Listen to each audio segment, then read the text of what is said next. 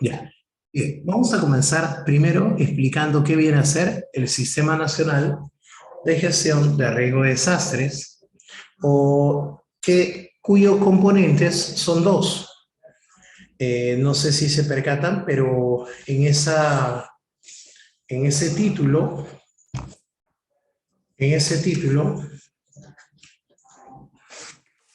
¿ya? En ese título hay dos nombres más. A ver, verificar.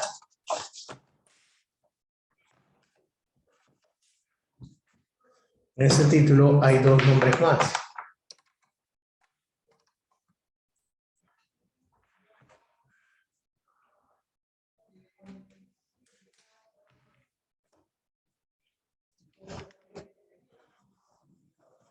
Ya. Ya. ¿Cuáles son los nombres que están ahí?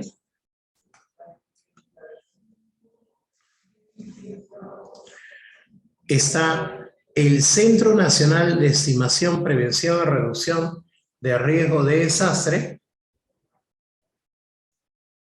¿Ya? Ahí está. ¿Lo ves?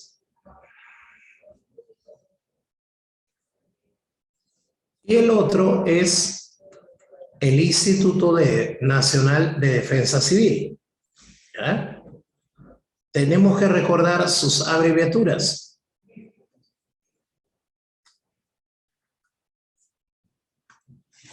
En el primer caso, tenemos a... De ahí me mandas el quiz y sale ahí. En el primer caso tenemos el CENEPRED,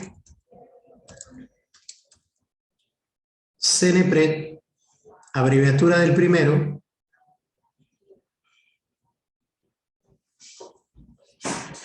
CENEPRED,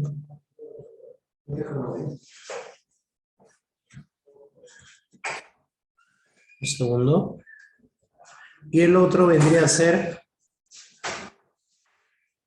INDECI, correcto. Espérate que no sé por qué está un conflicto mi CENEPRED y el otro viene a ser INDECI.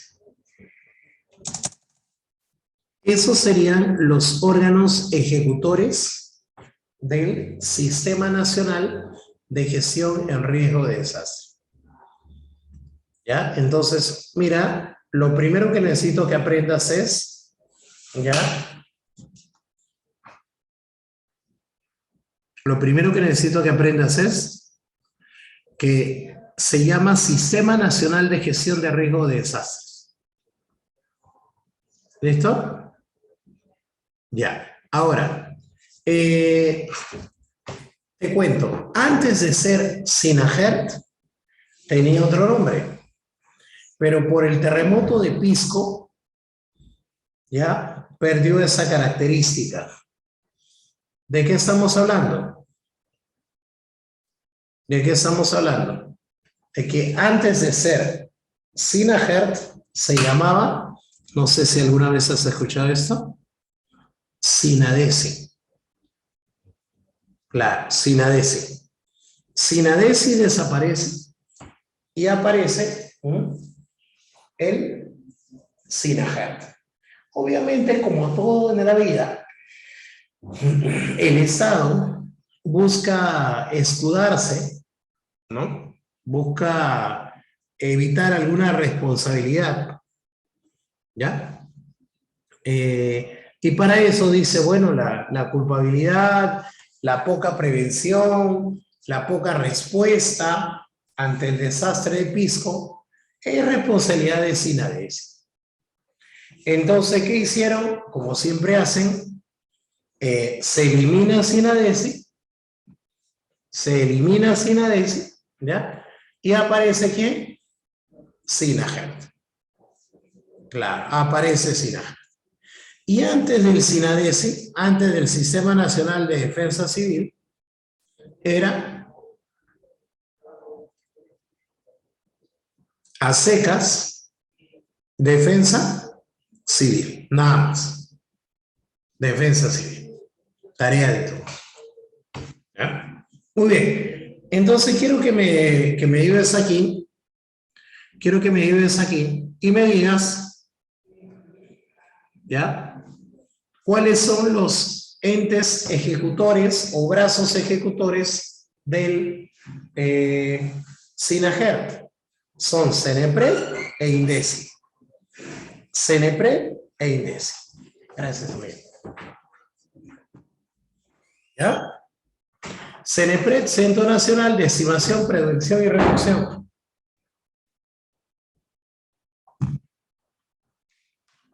Ok.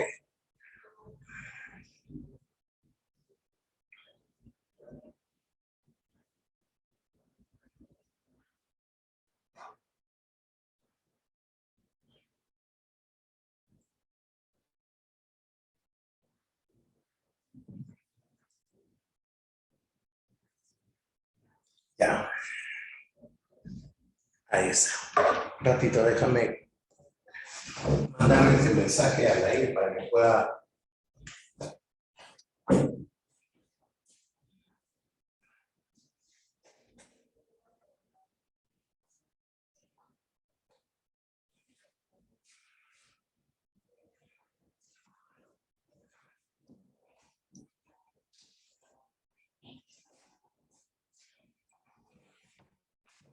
Ya, listo.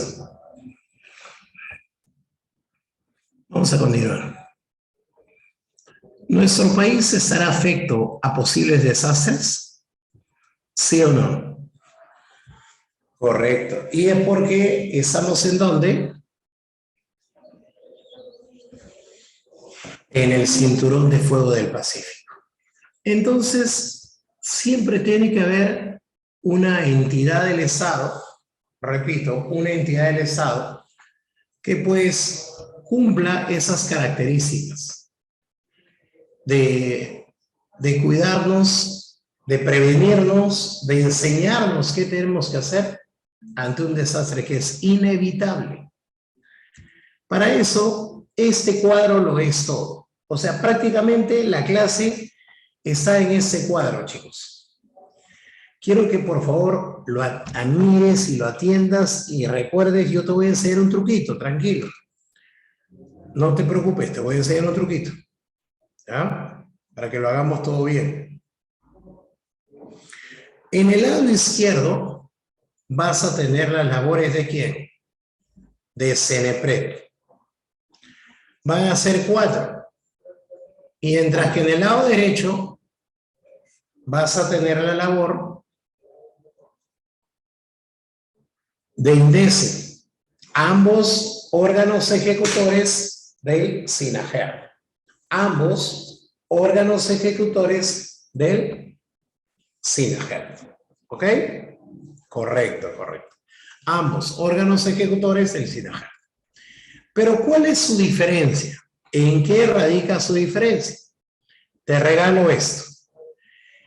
CENEPRED, los 4 de la izquierda, se preocupan más por la parte infraestructural. Repito, se preocupa más por la parte infraestructural. ¿Ya? Se preocupa más por la parte infraestructural. Mientras que INDECI se preocupa más por la parte humana. Claro, ellos más concentran sus actividades a la parte humana. A ver, ¿cómo se va a hacer? Ahorita te lo explico. Todo va a comenzar con la estimación.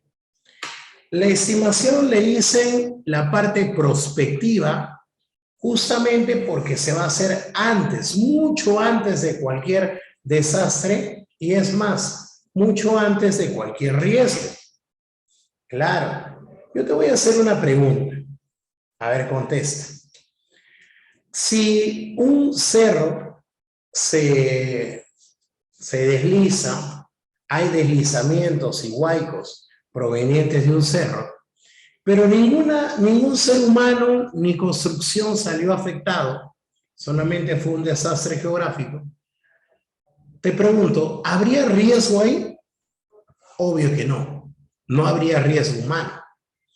Entonces, por eso hay que estimar si hay zonas de riesgo de posibilidad de riesgo o que ya están en riesgo.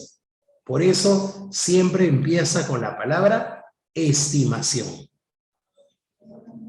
A ver, vamos con la número 2. Donde todavía no hay riesgo, todavía no lo hay, ¿ya? Todavía no lo hay. Entonces, ¿qué tenemos que hacer? La prevención. Ejemplo, hay cerros con posibilidad de deslizamientos, entonces vamos a poner mallas de contención. ¿Ya? ¿Eso qué sería? La prevención. Prevención de cualquier cosa que podría ocurrir. Si hay un río, tratar de colocar, pues, diques para que no sea afectada la población ante un, digamos, desborde, ¿no? ¿Ya? Ahora, pero ¿qué hacer cuando ya hay un riesgo latente? A ver, jovencitos, si hay un riesgo latente, o sea, ya existe un riesgo, dime, ¿vas a prevenir el riesgo o vas a buscar reducir el riesgo? Claro, vas a buscar reducirlo, vas a buscar reducirlo, ¿ok? Vas a buscar reducirlo. Exacto, exacto, vas a buscar reducirlo. Entonces, por ejemplo, la única manera para reducir que haya casas justo en el borde del río, la única forma es cambiarlos y ubicarlos en otro lado. Eso se llama la famosa reubicación, ¿no? El cambio, ¿ya? Claro, esa es la parte más que todo, ¿ya? La parte más que todo infraestructural, ¿no? Infraestructural. Claro, muy bien, muy bien. Entonces, ya, junta esas tres palabras. Estimación, prevención, reducción. ¿Sí o no? Que son las tres palabras que se utilizan en el título de CENEPRED. A ver, ¿cuáles eran? Centro Nacional de Estimación, acá está, prevención y reducción de riesgo de desastre. Y así comenzamos, ¿no? Ahí está. Entonces, una preguntita. Si un asentamiento humano está exactamente construido en las laderas de un cerro con posibilidad de deslizamiento, ¿en qué etapa estás en la parte infraestructural? ¿En qué etapa te encontrarás en la parte infraestructural? ¿En estimación, en prevención o en reducción? Hacerlos que se ubiquen en otro lado. Hacer que ya no estén más ahí y reubicarlos. ¿Prevención? No, pero sí hay riesgo. Prevención es cuando todavía no hay riesgo. Estás en la etapa de reducción, correcto. Estás en la etapa de reducción. Muy bien, ahí se acabó la parte infraestructural. Ahí quedó la parte infraestructural. Y ahora nos vamos al INDECI. El INDECI ya tiene que ver con el enfoque o gestión reactivo. O sea, ¿de qué me sirve tener pues barricadas, mallas de contención, haberme reubicado, etcétera, cuando todavía no se ha preparado la parte más delicada, la reacción humana ante un desastre? En mis épocas, esto se llamaba, ya, ¿qué hacer antes, durante y después del desastre? El antes, el durante y el después. Pero en tu generación, que ya existe SINAGER, el antes, durante y después se llama preparación, respuesta, rehabilitación. Otra vez, preparación, respuesta, rehabilitación. Ese es el antes, durante y después de un desastre. Entonces, a ver, ayúdame, Dana. Dime, ¿por qué INDECI se encarga de la parte humana? Porque es el enfoque de qué tipo? Reactivo, ¿no? ¿Cómo van a reaccionar qué cosa? Las personas ante ese desastre. ¿Ya? A ver, una preguntita. Dos. La primera, ¿en cuál de las etapas estarán los simulacros contra sismo? ¿En cuál de las tres? ¿Preparación, respuesta o rehabilitación? Los simulacros. Claro, siempre estará en la parte de preparación. Muy bien. ¿Por qué termina en rehabilitación y no en reconstrucción como en la fase 7? Porque después del desastre, dime, ¿tú vas a buscar que las personas afectadas se rehabiliten o se reconstruyan? Las personas, ¿ah? No la infraestructura, las personas se rehabiliten, correcto, se rehabiliten. En cambio, las zonas destruidas, las viviendas destruidas, ya no es labor del INDECI, es labor de CENEPRED. ¿Y eso qué sería? ¿Qué sería? En el caso de las viviendas destruidas y buscar crear pequeños espacios de drywall para los afectados. Ah, eso ya es reconstrucción. ¿Ok, chicos? ¿Sí?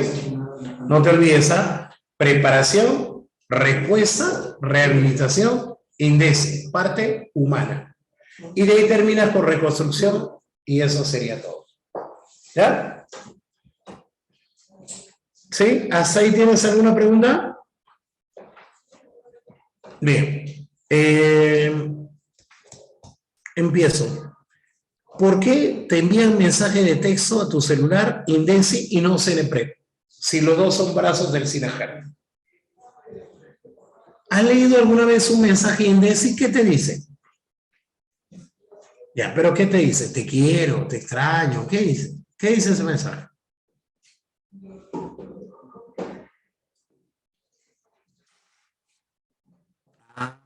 Pero te das cuenta si te dice mochila de emergencia, si te dice participe en simulacros, si te dice que el Perú está en el cinturón de fuego del Pacífico. Pregunta, ¿qué te está haciendo? ¿Está buscando la parte humana, la forma de reacción humana? ¿O está buscando reconstruir algo, construir algo, transferir propiedades, reubicar poblaciones afectadas? No, ¿verdad? Entonces, por eso, INDECI es el que te envía mensajes y CENEPRED no lo hace porque CENEPRED, ¿cómo te enviaría un mensaje de texto? ¿Para qué? Pues no te olvides que ese martes construimos, ¿no?, el muro de contención. No, pues, no habría eso. CENEPRED concientiza a la población de una zona, propone fondos y que se preparen para lo que es el desastre. Por eso se llama prospectivo, antes de. Listo. ¿Dudas?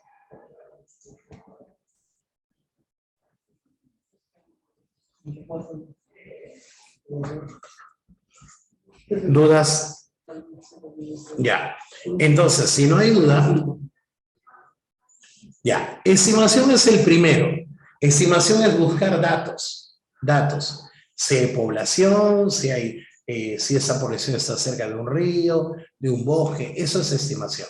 La parte del censo, en donde vas a señalar cuál es el domicilio de la persona de cierta comunidad. ¿Ya? Bien. Entonces, vamos a comenzar ahorita a hacer una pequeña evaluación. Bien. A ver. Es del 1 al 7. Mencióname los tres primeros.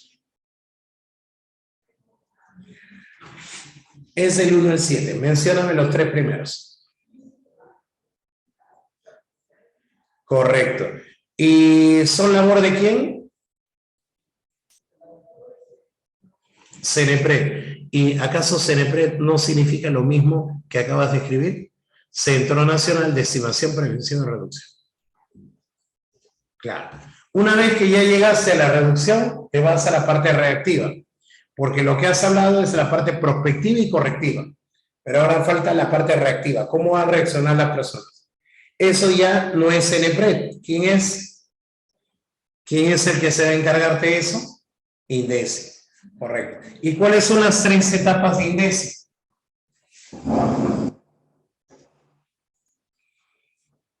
Claro. La última siempre se te va a quedar, ¿no? ¿Por qué? ¿Porque es rehabilitación o reconstrucción? Rehabilitación. Y reconstrucción sería la 7ª fase.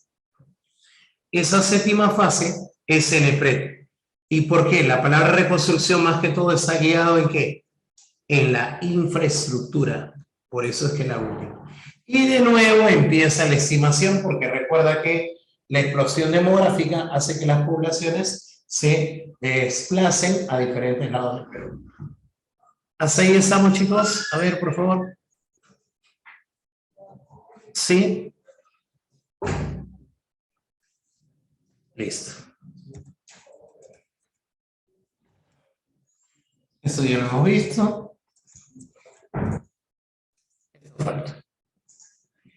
¿Quién es el ente rector? El que ordena el SINAGER, el que le da órdenes.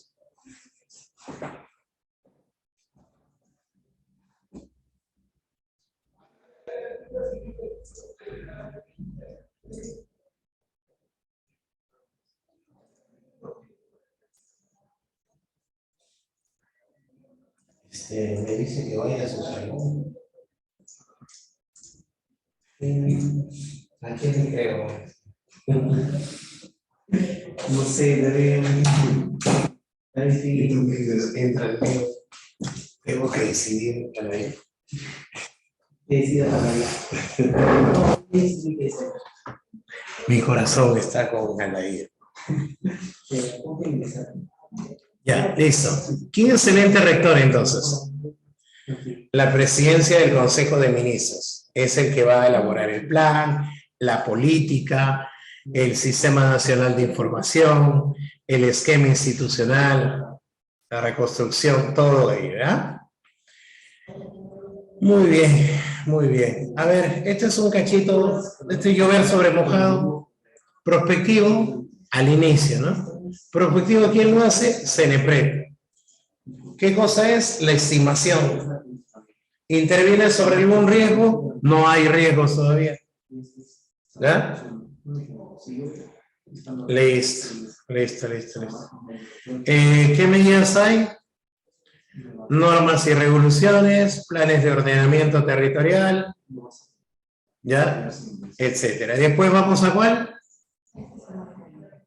Después vamos a la corrección. ¿Pero cuándo hay corrección? Cuando ya hay riesgo. Y existe un riesgo. CNPRED, ¿no?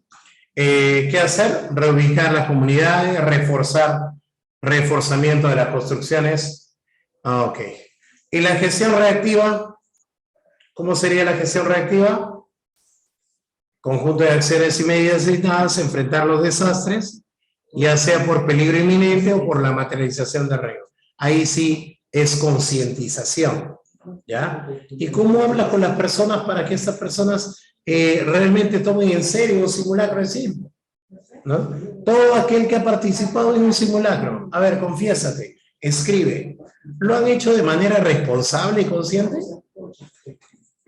¿O lo tomaban como un receso más, un momento para distraerse, un momento para whatsappear?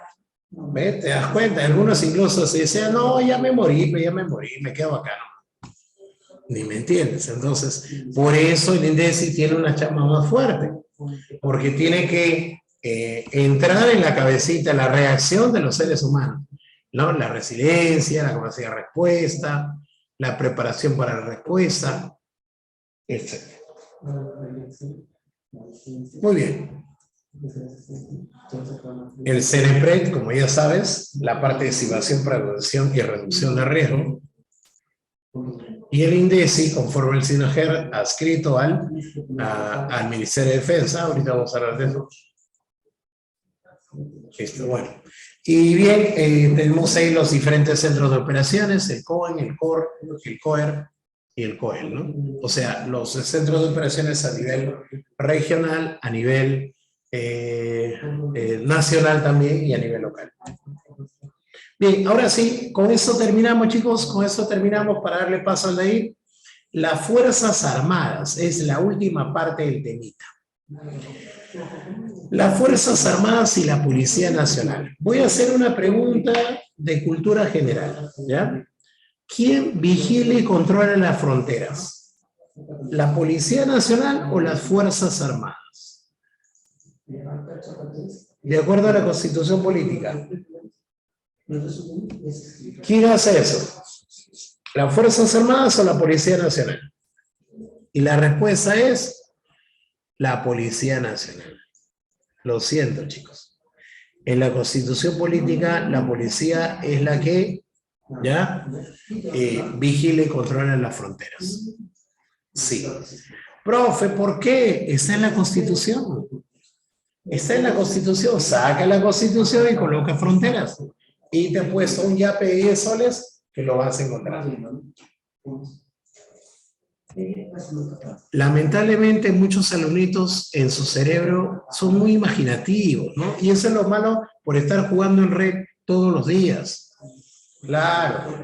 Cuando digo vigila y controla las fronteras, es como si fuera una aduana de personas, ¿no? Supervisa, observa, ¿no? Que las personas pues no ingresen sin permiso, que estén acreditados para poder ingresar al país. Eso es vigila y controla las fronteras. No voy a estar pensando que hay un policía que está con su arma, ¿no? Yendo de derecha a izquierda y al primero que intente pasar, balazo. No. Claro. Dime cuántos pensaban eso. Varios ustedes. Claro, varios de ustedes pensaban que vigila y controla las fronteras era tener tu tanque en la frontera esperando a que alguien pase y ¡pum! No, eso es. Vigila y controla las fronteras, ya lo sabes, significa que va a revisar, a inspeccionar las personas no entren pues sin sus documentos o sin sus protocolos sanitarios. ¿Listo?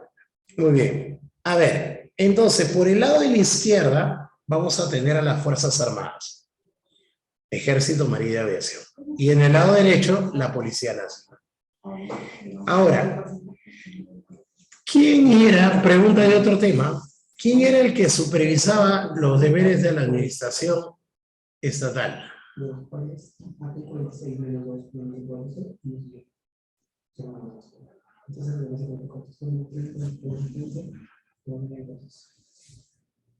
El Consejo de Ministros. El Consejo de Ministros es el que supervisa la gestión de servicios. Y si yo te digo que el servicio de defensa, por ejemplo, o el servicio de seguridad interna, entonces es un ministro el que va a liderar las Fuerzas Armadas y es otro ministro el que va a liderar la Policía Nacional. ¿Quién es? A ver, en el caso de las Fuerzas Armadas es el ministro de Defensa y en el caso de la Policía Nacional es el ministro del Interior. Profesor, yo me había equivocado, yo pensé que era el presidente de la República.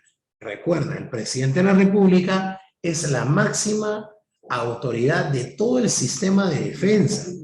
No estamos hablando específicamente o de las Fuerzas Armadas o de la Policía Nacional. Ah, caramba, estoy viendo ahí a Nair. Ahí está. Hola, amigo, ¿qué tal? Ahí está. Listo. No distraigas. Fuerzas Armadas, no te olvides, ¿ah? No te olvides, ya, que ellos, ¿quién lo lidera? El ministro de Defensa. Y en el caso de la policía, el ministro del Interior, correcto. El ministro del Interior. Muy bien, muy bien. Listo. Y a los dos ministros y a todos los demás ministros, ¿quién? El presidente de la República. El presidente de la República ya es del todo, pues, ¿no? Del todo.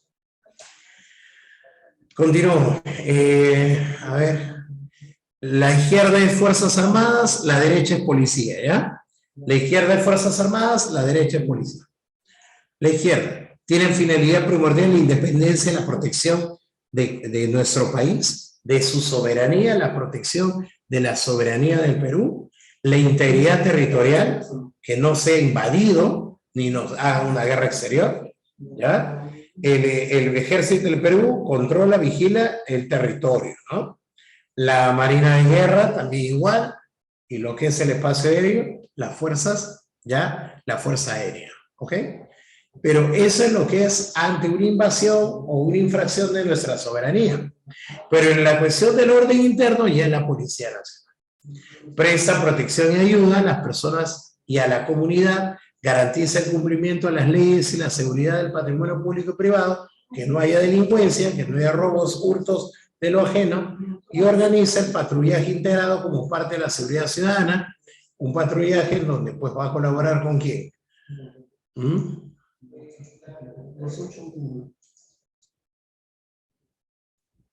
Con Serenazgo.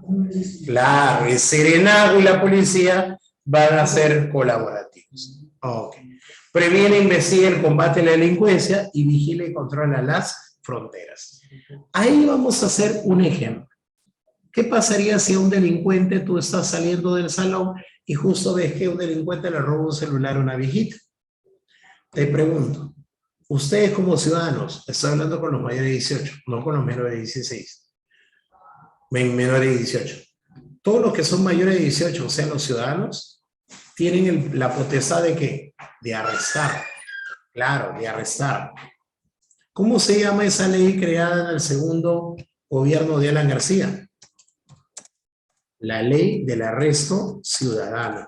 Entonces, si hay un delincuente que acaba de quitarle a una viejecita un celular, ¿podrías ejercer esa labor del arresto ciudadano? Sí. ¿Cómo se llama esa ley? ¿Cómo le pusieron en nuestro país? Bueno, tú estabas muy pequeñito, le decían chapa tu choro. Claro, de ahí obviamente la creatividad peruana cambió, ¿no? Chapa tu choro y déjalo, ¿no? Déjalo herido, no sé, paralítico, ya, todo eso. Ya, esa ley nos autoriza a los ciudadanos, no estoy hablando contigo que eres menor de edad, solo con los ciudadanos de 18 o más, a que si están nuestras posibilidades de detener a un sujeto en delito flagrante, lo podemos hacer. ¿Ok? Eso se llama la ley del arresto ciudadano. ¿Hasta ahí estamos? ¿Ya? Ahora, dos preguntitas. ¿Podremos arrestarlo, amarrarlo y torturarlo? ¿Qué te parece? Un par de golpes nada más para que aprenda. No se puede. El arresto simplemente es detención. ¿Y qué te parece si preparamos unas cárceles populares dentro de las casas? Buscamos a alguien que nos preste pues un sótano ahí y ahí lo encerramos un par de meses como para que sienta pues el efecto de una prisión. Tampoco. Entonces, la ley del arresto ciudadano solamente merece ¿qué? La detención del delincuente. Vamos a recordar una pregunta de admisión de hace 4 años que vino justamente del arresto ciudadano. Decía lo siguiente: 4 sospechosos de haber cometido actos delictivos fueron perseguidos por unos vecinos del distrito. Al verse acorralados los 4 posibles sospechosos, entraron a una fábrica en donde inmediatamente los vigilantes de seguridad los acosaron y estaban entre la espada y la pared, y los vecinos. En ese momento también llega Serenazgo, ¿ya? La pregunta de admisión era: ¿quién tiene la legitimidad de proceder con el arresto? A, el Serenazgo; B, los 4 vecinos; C, el Serenazgo, los vecinos o los vigilantes de esa fábrica. Y le ponemos una alternativa más: D, la Policía Nacional. ¿Qué marcarías?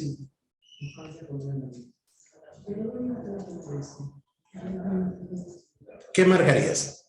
La mayoría, ¿qué crees que marcó? La Policía Nacional. ¿Cómo va a marcar tremendo puntaje negativo? No te pase, ¿cómo va a marcar la Policía Nacional si en ningún momento llegó la policía? ¿Solamente quiénes estaban? ¿Solamente quiénes estaban? ¿Estaba qué? Los vecinos. ¿Qué más? El Serenazgo y la seguridad particular. ¿Quién de todos ellos tiene potestad para arrestarlo? Dime, ¿los vecinos tendrán los medios y el medio de transporte para poder llevar al delincuente? El de seguridad particular, el vigilante, ¿va a dejar su empresa, su trabajo, su dinero por hacerte caso y defenderte? No, ¿verdad? Es serenazgo. Y esa era la clave. El serenazgo es el que procede al arresto ciudadano. Te lo digo ¿por qué? Porque hace muchos años el serenazgo no podía arrestar. Entonces, he ahí el problema, la ineficacia de los serenazgos, porque lo único que podían hacer era un efecto disuasivo, pero no podían arrestar a nadie. Tenían que esperar a la policía o que el policía se levantara de la camioneta donde estaba durmiendo, que lo trasladaban, y con él era la única forma de que él lo arreste. ¿Hoy en día puede pasar eso? No. Ahora cualquier ciudadano puede arrestar, pero eso sí, bajo el compromiso y el ejercicio de tu ciudadanía. Quiere decir que tu familia no va a enjuiciar al Estado por la ley del arresto solo porque tú quisiste arrestarlo y el delincuente tenía un arma y te atacó. Entonces, al final, una víctima, fallece el hijo, el padre no va a estar denunciando al Congreso por haber creado la ley del arresto ciudadano, ¿eh? Recuerda, es cuando vamos a intervenir en el acto, es de nuestra entera responsabilidad y autonomía. Último, vigila y controla las fronteras. Chicos, con esto nos despedimos. El presidente de la República sería el jefe supremo de todas las Fuerzas Armadas y la Policía Nacional. El presidente de la República otorga los ascensos. Obvio que, ¿qué va a saber el presidente de ascensos? Casi nada. Para eso trae aquí. Claro, al ministro de Defensa y al ministro del Interior. A ellos dos los trae. ¿Ok? Otro. ¿Los miembros de las Fuerzas Armadas y los miembros de la Policía podrían postular un cargo de elección popular? No, a menos que pasen la situación de retiro. ¿Podrían tener algún cargo político? ¿Tú qué dices? Sí. ¿Cuál es el único cargo político que podría tener un miembro de las Fuerzas Armadas y un miembro de la Policía Nacional?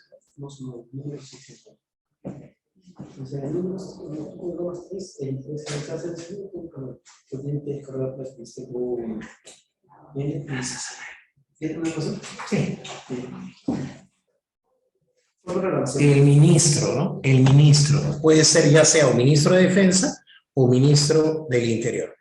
¿Qué entidades administraban justicia? ¿Te acuerdas que el Poder Judicial administra justicia a través del juzgado de paz, juzgado de paz letrado, del juzgado especializado, Corte Superior y Corte Suprema?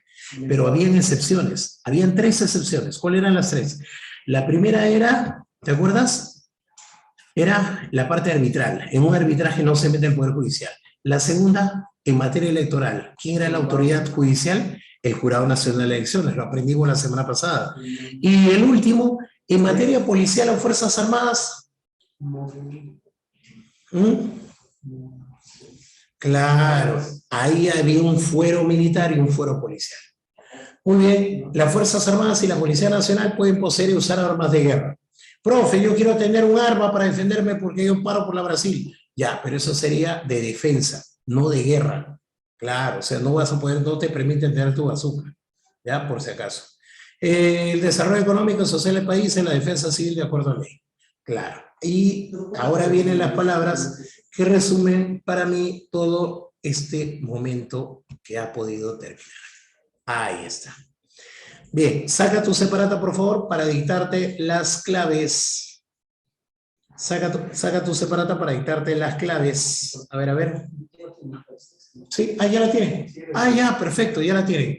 Bueno, entonces los dejo con Aldair, chicos, y como siempre nos vemos este viernes, ¿no, Aldair? Para economía. Un abrazo, chicos, cuídense.